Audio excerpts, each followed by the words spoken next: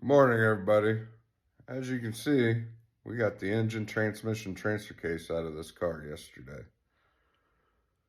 This is a 2010 Ford Fusion Sport with the 3.5, the Aisin 6-speed automatic, and all-wheel drive. So we were busy yesterday. We got a lot done. Because as you can tell, we got it in here. And it fits absolutely amazingly. So one of the things you'll notice is that we don't have a bolt in here, but we have a bolt in that. So this transmission mount actually needs to come this way about a 1/2 inch. When we mounted this in there, we knew that this transmission mount was bad, but we're just in the mock-up phases. So what we're going to do is we're going to slide this over a 1/2 inch. We're going to drill new holes and put grade 10 bolts through it. These frame rails are actually really sturdy and can handle, somebody drilling through it to put new bolts in. Another thing we found is that, we had to do some body modifications here with now we did it the right way. We took a sledgehammer to the wheel well and we had to kind of knock this down so that way we could get this mounted here.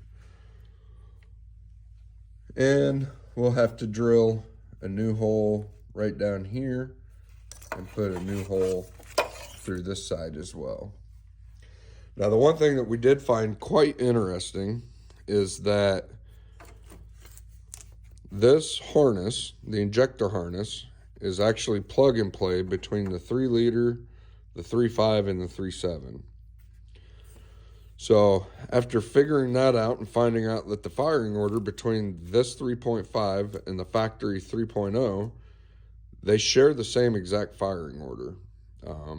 Go off of crank correlation, everything else is the same. It's just that we have to relocate some of the sensors.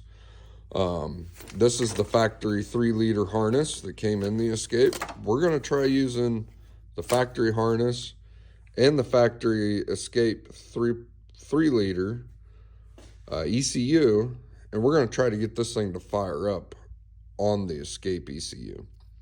Now, it's never been done. We don't know what kind of issues we're going to run into by doing that, but we now have the first ever 3.5 V6 out of a Ford Fusion Sport in an Escape that came out with just the 3-liter, or they had a 4-cylinder option too. I had called and asked and talked around to some dealerships, and they're like, oh, it can't be done. Well, I'm here to tell you that it can be done with just slight modifications. So it is in here, and we should have it fired up in a couple days.